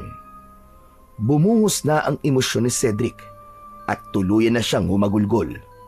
Si Angelo naman ay mahigpit na hinawakan ang kamay ni Lolo Agapito habang umiiyak. Hindi nagtagal ay nagdesisyon si Cedric na ilibing na kagad si Lolo Agapito. Nagpresenta ang ilang kalalakihan na ang mga ito na ang maglilinis at mag-aayos sa katawan ng matanda. Pagsapit ng umaga, nagtipon ang mga tao sa bahay ni Lolo Agapito para sa isang misa. Matapos ang misa, ay nagtulong-tulong ang mga kalalakihan upang maihanda ang libingan sa likod ng bahay ni Lolo Agapito. Maingat nilang ibinaba ang kabaong nito sa hukay, habang ang iba ay tahimik na nagdarasal. Sa bawat pagtabo ng lupa sa ibabaw ng kabaong, ay parang lalong bumibigat ang dibdib ni Cedric at Angelo. Sa ilang sandali pa, unti-unti nang nagpaalam ang mga tao. Ang iba ay lumapit kina Cedric at Angelo upang magpaabot ng pakikiramay bago umalis. Hanggang sa sila na lamang dalawa ang naiwan sa tabi ng libingan ng kanilang Lolo Agapito. Tahimik silang nakatayo. Hindi na sila umiiyak, pero bakas pa rin ang lungkot sa kanilang mga mata. Kuya Cedric, kung hindi dahil kay Lolo Agapito, ba kung ano na nangyari sa akin? Kung hindi niya ako inampun nun, malamang sa lansangan na lang ako nakatira ngayon. Hindi ko siya makakalimutan, Kuya Cedric. Malaki talaga ang puso ni Lolo sa mga nangangailangan. Kahit sino ay handa niyang tulungan. Nakakalungkot lang na natapos sa ganung paraan ng buhay niya. Isang malalim na buntong hininga ang pinakawalan ni Angelo bago ito bumaling kay Cedric. Kuya Cedric, may gusto sana akong ibigay sa'yo. Ano yun, Angelo? Hindi agad sumagot si Angelo. Sa halip, ipinasok nito ang kamay sa bulsa ng shorts nito at mula roon ay inilabas nito ang isang kwintas na may palawit na dilaw na bato. Nanlaki ang mga mata ni Cedric sa nakita. Teka, Angelo! Hindi ba yan ang mutya ng palay ni Lolo? Bakit nasa iyo yan? Kinuha ko po to kanina nang inaayos ng mga tao ang katawan ni Lolo Agapito. Ano? Bakit mo kinuha yan? Importante kay Lolo Agapito yan. Hindi ba dapat isinama na lang natin yan sa libingan niya? Nagkakamali ka, Kuya Cedric. Sigurado ako, kung nasaan man si Lolo Agapito ngayon, ay masaya siya na kinuha ko to. Paano ka naman makakasiguro sa sinasabi mo na yan? Eh kasi, nung wala ka pa rito, sabi ni Lolo, kapag may nangyari sa kanya, ay dapat kunin ko umutya ng palay sa kanya. Ang gusto niya kasi, ay ako ang susunod na gagamit nito. Ibig sabihin, iniwan talaga sa'yo ni Lolo ang mutya ng palay para gamitin mo sa pakikipaglaban sa Tigbanwa. Ganun ba? Opo, yun po kasi ang gusto mangyari ni Lolo. Pero inisip siguro ni Lolo na mamamatay lang siya kapag malaki na ako. Pero bata pa ako ngayon, Kuya Cedric. Hindi ko kaya makipaglaban sa Tigbanwa kahit na may mutya pa ako. Kaya naisip ko na ibigay na lang sa'yo itong mutya. Kung meron man nakarapat dapat na magmana nito, ay ikaw yun kasi apo ka niya eh. Tinitigan ni Cedric ang mutya ng palay na nakapatong sa palad ni Angelo. Kumikislap yon sa ilalim ng sikat ng araw na para bang sinasabi nito na tanggapin siya nito at ang responsibilidad na kaakibat nito. Ngunit sa halip na excitement o determinasyon ang maramdaman, ay takot at pag-aalinlangan ang bumalot sa kanya. Hindi Angelo, ayoko. Wala akong alam sa ganyan, wala akong alam sa ganito. Hindi ako katulad ni Lolo Agapito. Hindi ako marunong makipaglaban sa aswang, lalo na sa isang Tigbanwa. Pero Kuya Cedric, naniniwala ako na kaya mo. Alam kong kaya mo. Kaya mo siyang patayin. At paano mo naman nasabi yan? Nakita mo na ba ako makipaglaban sa Tigbanwa? Mas malakas di hamak ang katawan mo kaysa kay Lolo Agapito. At kung ako lang ang mas matanda at mas malakas, ako ang gagawa nito. Pero bata pa ako eh. Hindi ko pa kaya. Napayuko si Cedric. Hindi niya inaasahang maririnig yun mula kay Angelo. Gusto ko nang matapos ito, Kuya Cedric. Pinatay ng Tigbanwa si Lolo Agapito. Hindi ba dapat lang natapusin na natin siya para naman magkaroon ng hustisya ang pagkamatay ni Lolo at ng mga taong pinatay ng Tigbanwa? Nag-iba ang pakiramdam ni Cedric sa narinig. Kanina ay takot at pag-aalinlangan ang nangingibabaw sa kanya. Pero dahil sa sinabing yun ni Angelo, ay unti-unting nangibabaw ang galit sa kanyang dibdib. Naalala niya kung paano pinatay ng Tigbanwa si Lolo Agapito. Naalala niya kung paano isinakripisyo ng lolo niya ang sarili nitong buhay upang mailigtas siya. Muli siyang tumingin sa mutyang nasa kamay ni Angelo. Napakatagal niyang tinitigan yon. Maya-maya ay isang malalim na paghinga ang kanyang pinakawalan. Pag-iisipan ko muna, Angelo. Ayoko magpadalos-dalos sa desisyon ko. Sige kuya, pero sana ay wag maging matagal ang pag-iisip mo. Mamayang gabi sasalakay na naman ang tigbanwa. Ngayong wala na si Lolo, wala na magtatanggol sa mga tao at kailangan may pumalit kagad sa kanya. Hindi na nagsalita si Cedric. Napabuntong hininga siyang muli dahil pakiramdam niya ay mas lalong bumigat ang kanyang dibdib. Hindi niya akalain na matapos mamatay ng kanyang lolo ay may posibilidad na saluhin niya ang responsibilidad na dati nitong daladala. Upang makapag-isip ay naglakad-lakad si Cedric sa baryo Pulang Tubig. Wala siyang tiyak na direksyon dahil ang gusto lang niya ay mapag-isa at makapag-isip. Sa kanyang paglalakad, natagpuan niya ang kanyang sarili sa dulong bahagi ng baryo Pulang Tubig. Malayo na yon sa kabahayan at malapit sa mga palayan. Mula sa hindi kalayuan, isang malakas na tunog ang pumukaw sa kanyang atensyon. Mabilis siyang lumingon sa pinagmulan ng tunog. Isang lalaki ang nasa gitna ng tuyong palayan habang may hawak na flamethrower. Walang habas nitong sinusunog ang mga natitirang pananim. Tumayo si Cedric sa lilim ng isang punong kahoy at pinapanood ang lalaki. Ang apoy ay gumapang sa mga palay. Napagtanto niya na hindi yun isang simpleng pagsusunog lang. Nalaman niya base sa pag-oobserba na napeste ang mga pananim kaya kailangan ng sunugin ang mga yon. Nang matapos ang lalaki sa ginagawa, ay dinala nito ang flamethrower sa loob ng isang maliit na kubo sa gilid ng palayan. Ang sumunod na pumukaw naman sa kanya ay ang napakalakas na tunog ng malaking gilingan ng palay. Hanggang sa marahang napangiti si Cedric, isang ideya ang biglang sumiklab sa kanyang isipan na maaaring makatulong sa kanya kung sakali mang tanggapin niya ang mutya ng palay.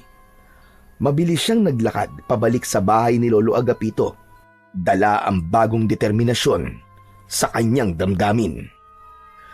Pagpasok ni Cedric sa bahay ni Lolo Agapito ay agad niyang nakita si Angelo na nakaupo sa lumang silya sa sala. Nakayuko ito habang hawak ang mutya ng palay. Tila malalim ang iniisip ng bata. Hindi nagtagal ay umangat ang mukha ni Angelo at tumingin kay Cedric. Andiyan ka na pala, Kuya Cedric. Ano po, Kuya? Nakapagdesisyon ka na po ba? Oo, Angelo. Nakapagdesisyon na ako. Tinatanggap ko ng mutya ng palay. Talaga, Kuya? Tinatanggap mo na? Tumango si Cedric sa kaseryosong tumingin kay Angelo. Tama ka, Angelo. Kailangan nating bigyan ng ustisya si Lolo Agapito at ang mga taong pinatay ng Tigbanwa. At sisiguraduhin kong mamayang gabi na matatapos ang lahat. Mamayang gabi na ang huling gabi ng Tigbanwa sa pag-aasik ng lagim sa baryong ito, Angelo. Pinapangako ko yan. Pero Kuya, nasabi ba sa'yo ni Lolo Agapito na may kakayahan ng Tigbanwa na pagalingin ang sarili nitong sugat? Oo, nasabi niya sa akin yon. Alam kong hindi basta-basta mapapatay ang Tigbanwa gamit lang ang itak o sibat. Kaya may naisip na akong paraan. Pero kailangan ko ng tulong mo, Angelo. Maaasahan ba kita? Oo naman, Kuya. Basta para kay Lolo Agapito at sa baryo, tutulong ako. Nagtagpo ang kanilang mga mata. Labis na humanga si Cedric kay Angelo dahil nakita niya sa mga mata nito ang determinasyon na mapatay ang Tigbanwa upang maipaghiganti nila si Lolo Agapito. Matapos ang pag-uusap nila Cedric at Angelo tungkol sa plano nila para mamayang gabi, ay tahimik na lumabas si Cedric ng bahay. Tumungo siya sa likod ng bahay at tumayo sa tabi ng libingan ni Lolo Agapito. Hinawakan niya ang mutya ng palay na nakasabit na sa kanyang leeg. Pinagmasdan niya ang mutya at napansin niya na parang meron yung sariling liwanag. Makalipas ang ilang sandali, ay tumingin si Cedric sa libingan ni Lolo Agapito. Lolo Agapito, Sa totoo lang po, ay hindi ko po alam kung kakayanin ko po ito. Hindi po ako tulad nyo. Wala po akong alam sa pakikipaglaban. Pero hindi ko rin po kayang pabayaan na lang ang lahat. Hindi pwedeng namatay ka nang wala kang hustisya na makukuha. Nangangako ako sa inyo na hindi mauuwi sa wala ang sakripisyo nyo. Hindi ko hahayaang mabuhay pa ang halimaw na pumatay sa inyo. Tatapusin ko siya. Tatapusin ko siya, Lolo Agapito. Naramdaman ni Cedric ang unti-unting pamumuo ng luha sa kanyang mga mata. Hindi niya yun napigilan at kusa na yung naglandas sa kanyang mga pisngi. Kaya sana po gabayan niyo po ako, Lolo. Kahit hindi kita nakasama ng matagal, alam kong isa kang mabuting tao. Maraming buhay na iligtas mo. Kaya ipagpapatuloy ko ang laban na sinimulan mo. Naputol ang pagsasalita ni Cedric nang marinig niya ang pagtawag ni Angelo sa kanya. Paglingon niya ay nakatayo ito sa may bungad ng pintuan sa likod ng bahay. Agad niyang napansin ang hawak ni Angelo na isang lumang crossbow. Napakunot ang noo niya at lumapit siya kay Angelo. Aba, Angelo! Crossbow yan ah! Saan mo nakuha yan? Nakita ko po doon, Kuya Cedric, sa ilalim ng papag ni Lolo Agapito. Naghahanap po kasi ako kung may iba pa siyang iniwang gamit na makakatulong sa atin. Tapos, ito po ang nakita ko. Sa tingin ko kasi, magagamit natin to para sa plano natin sa Tigbanwa mamayang gabi. Kinuha kagad ni Cedric kay Angelo ang crossbow. Magaan lang yon, pero mukhang matibay pa. Maya-maya ay nakangiti siyang tumingin kay Angelo. Tama. Tama ka, Angelo. Magagamit nga natin to. Pero kailangan natin lagyan ng lubid ang mga palaso. Yan nga din ang naisip ko kanina, Kuya eh. Tumango si Cedric at naramdaman niya kahit paano na meron silang pag-asa na mapatay ang Tigbanwa mamayang gabi. Kinagabihan, sa loob ng bahay ni Lolo Agapito ay tahimik na nakaupo sina Cedric at Angelo sa sala. Pareho nilang pinakikiramdaman ang paligid at naghihintay sa anumang senyales ng pagsalakay ng Tigbanwa. Kuya Cedric, ano kaya kung magdasal muna tayo? Oo nga, tama ka. Kailangan natin ng gabay. Sabay silang tumayo at dumuhod sa harap ng maliit na altar. Sa pagkakataon na yon, ay hinayaan ni Cedric na si Angelo ang manguna sa pagdadasal. Jesus, patnubayan niyo po kami sa gabing ito. Bigyan niyo po kami ng lakas ng loob para labanan po ang Tigbanwa. Hayaan niyo po kami na mabigyan ng hustisya ang pagkamatay ni Lolo Agapito at ng mga tao po dito sa baryo. Amen. Pagkatapos magdasal ay tumayo na sila. Humarap si Cedric kay Angelo at marahang hinawakan ang balikat nito. Huwag ka matakot, Angelo. Isipin mo na gagawin natin to hindi lang para sa sarili natin, kundi para kay Lolo Agapito at sa buong baryo Pulang Tubig. Tumango si Angelo at bago pa ito makapagsalita ay narinig na nila ang sigawan ng mga tao sa labas. Kuya Cedric, sumasalakay na po ang Tigbanwa. Tara, kailangan na natin kumilos bago pa may mapatay ang halimaw na yon. Agad na tinungo ni Cedric ang kusina at kinuha ang itak ni Lolo Agapito.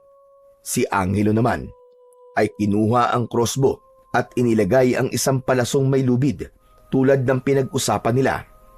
Matapos yon, ay walang pagdadalawang isip na lumabas sila ng bahay. Sa paglabas nila ay nasilayan nila ang lagim na dulot ng Tigbanwa. May mga taong nagtatakbuhan, ang ilan ay natutumba nang dahil sa labis na takot. Hinawakan ni Cedric ang mutya ng palay at agad niyang naramdaman ang kapangyarihan nun na bumalot sa buo niyang katawan. Pakiramdam niya ay may kung anong enerhiyang nais kumawala sa kanya ng sandaling yon. Angelo, Mauna ka sa dulong bahagi ng baryo, sa may taniman ng palay. Alam mo na ang gagawin mo ah. Mag-iingat ka. Oo kuya, mag-iingat ka rin. Mabilis na tumakbo palayo si Angelo, habang si Cedric ay buong tapang na lumapit sa tigbanwa na nakatalikod sa gawi niya. Oy! Aswang na nag-iisa ang mata! Ako ang harapin mo! Binitiwan ng tigbanwa ang hawak nitong lalaki at marahang lumingon kay Cedric.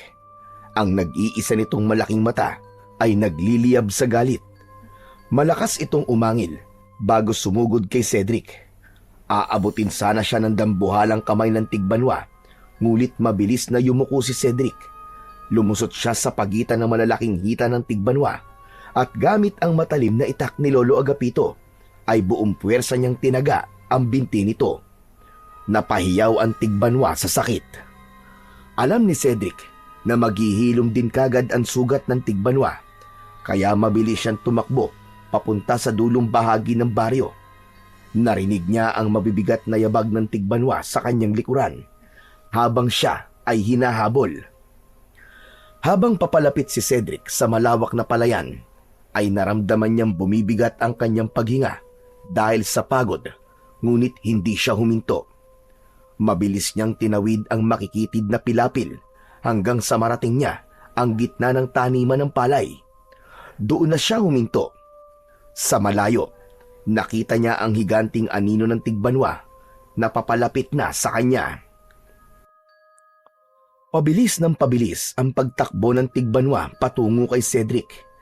Mas lalong humigpit ang hawak ni Cedric sa itak ni Lolo Agapito habang inaabangan ang tamang pagkakataon. Nang ilang dipa na lang ang layo ng tigbanwa, ay malakas na sumigaw si Cedric. Angelo! Ngayon na! Mula sa maliit na kubo sa gilid ng palayan ay lumabas ang batang si Angelo na hawak ang crossbow.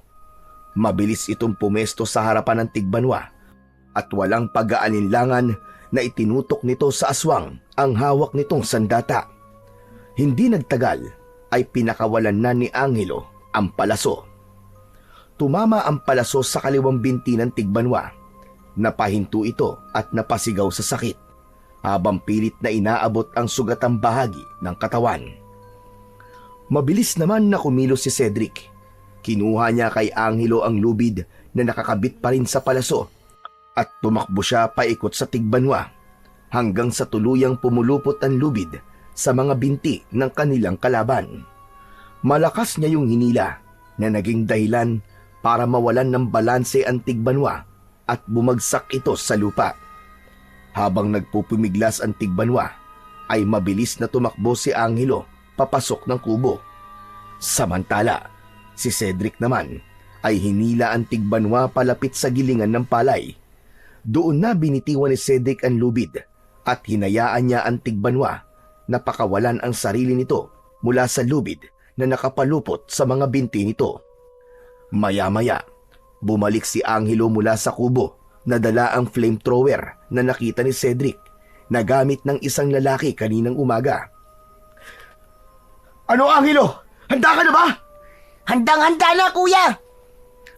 Sa sandaling yon, tuluyan ang natanggal ng tigbanwa ang lubid sa mga binti nito. Galit itong bumangon at naghanda na ito para umatake. Binulungan ni Cedric ang mutya ng palay bago niya kinuha ang flamethrower kay Angelo. Binuksan niya yon at isang napakalakas na bugso ang lumabas sa nguso ng flamethrower. Itinapat niya ang naglalagablab na apoy sa papalapit na tigbanwa. Napaatras ang halimaw sa tindi ng pagragasa ng apoy. Mabilis na nilamon ng apoy ang katawan nito habang patuloy ang tigbanwa sa pag-atras ay hindi na nito napansin ang makina sa likuran. Muli itong nawalan ng balanse at ang kaliwang kamay nito ay aksidente nitong naipasok sa gilingan ng palay. Napasigaw ang halimaw habang pilit na hinihila ang kamay nito na kinakain na ng gilingan. Binitiwan ni Cedric ang flamethrower at tumakbo siya papalapit sa tigbanwa. Matalim niya itong tinignan at pagkatapos ay galit na galit siyang sumigaw. Hayop ka! Para ito kay Lolo Agapito! Mamatay ka ng halimaw ka! Gamit ang sarili niyang lakas at kapangyarihan ng mutya ng palay, ay buong puwersa niyang sinipa ang nag-iisang mata ng tigbanwa. Dahil sa lakas ng sipa niya, ay tuluyan ng nilamon ng gilingan ng palay ang tigbanwa. Sa bilis ng pag-ikot ng makina, ay halos pulbusin nun ang laman at buto ng aswang. Hindi nagtagal, ang dating mabangis na tigbanwa ay naging mga pera-perasong durog na laman at buto na lang ang dumaloy sa kabilang dulo ng gilingan. Tahimik na pinatay ni Cedric ang makina nang masiguro niya na nagiling na ang tigbanwa. Tumabi si Angelo kay Cedric habang parehas nilang habol ang kanilang paghinga. Nagkatinginan sila. Nagkalat na ang pira-pirasong laman ng tigbanwa sa lupa. Biglang napansin ni Cedric ang panginginig ng balikat ni Angelo. Nang lumingon siya rito, ay nakita niyang umiiyak ang bata. Angelo, tapos na ang laban. Bakit ka umiiyak? Dapat masaya ka kasi napatay na natin ang tigbanwa. Masaya naman ako, kuya. Kasi wala na magpapahirap sa baryo. Pero hindi na nakita ni Lolo Agapito ang pagkamatay ng tigbanwa. Matagal na niya kasing pangarap ito eh. Hindi, Angelo. Naniniwala ako na nakita ni Lolo Agapito ang lahat ng nangyari ngayong gabi. Alam ko na nandito siya sa tabi natin at kasama natin siya nakipaglaban kahit hindi natin siya nakikita. At alam mo kung ano ang pinakasigurado ko? Ano yon, Kuya Cedric? Sigurado ko na sobrang proud na proud si Lolo sa ating dalawa. Lalo na sa'yo, Angelo. Napayuko si Angelo, ngunit hindi nagtagal ay tumingin siya kay Cedric. Ngumiti ito sa kanya at ginulo niya ang buhok ni Angelo. Ang mabuti pa, umuwi na muna tayo. Sigurado ako na matutuwa ang mga tao sa baryo kapag sinabi natin na patay na ang tigbanwa. Sabay silang naglakad paalis sa lugar na yon at iniwan nila roon ang bakas ng madugong katapusan ng tigbanwa. Hindi inakala ni Cedric na ang simpleng pagbisita niya sa kanyang lolo Agapito ay ang magdadala sa kanya sa isang pakikipaglaban na kahit sa panaginip ay hinding-hindi niya naisip na haharapin niya. Matapos ang madugong laban ni na Cedric at Angelo sa tigbanwa, ay bumalik na ang kapayapaan sa baryo Pulang Tubig. Ang takot na matagal nang bumalot sa mga tao sa lugar na yon ay tuluyan nang naglaho. Labis ang pasasalamat ng lahat kina Cedric at Angelo. Sila ang naging sagisag ng tapang at pag-asa at nagdala ng bagong simula sa lugar na minsang nilamon ng takot. Sa harap ng libingan ng kanilang lolo, ay tahimik nilang inalay ang tagumpay nila laban sa tigbanwa. Ang kanilang tagumpay ay hindi lamang isang pagtatapos ng dilubyo, kundi isang katuparan ng pangarap ni Lolo Agapito. Nawakasan ang paggasik ng lagim ng tigbanwa sa baryo Pulang Tubig. Dahil wala na ang tigbanwa, itinago muna ni Cedric ang mutya ng palay. At dahil alam ni Cedric na hindi siya maaaring manatili na matagal sa baryo Pulang Tubig, ay isang alok ang sinabi niya kay Angelo. Angelo, alam mo naman siguro, di ba, na meron akong buhay sa Maynila na kailangan kong balikan. Gusto mo, sumama ka na lang sa akin doon? Hindi kasi kaya ng konsensya ko na mag-isa ka lang dito eh. Talaga, kuya? Isasama mo ako sa Maynila? Oo naman. Yun ay kung papayag ka. Aba, syempre, kuya. Payag ako. Pero, kuya, paano nga pala si Lolo dito? Pwede natin siyang bisitahin kapag may oras tayo. Saka kahit saan tayo magpunta, naniniwala ako na nakabantay si Lolo Agapito sa atin. Sa Maynila, hindi pinabayaan ni Cedric si Angelo. Pinag-aral niya ito at tiniyak niya na magkakaroon ito ng mas maayos na buhay. Lumipas ang panahon at kahit abala sina Cedric at Angelo sa kanilang bagong buhay, ay hindi nila kailanman kinalimutan ang Baryo Pulang Tubig at si Lolo Agapito. Sa tuwing may pagkakataon, bumabalik sila upang bisitahin ang libingan ni Lolo Agapito. At alam ni Cedric na kung nasaan man ang kanyang lolo, ay masayang masaya ito dahil nagawa nila ni Angelo na tuparin ang pangarap nitong kapayapaan para sa Baryo Pulang Tubig.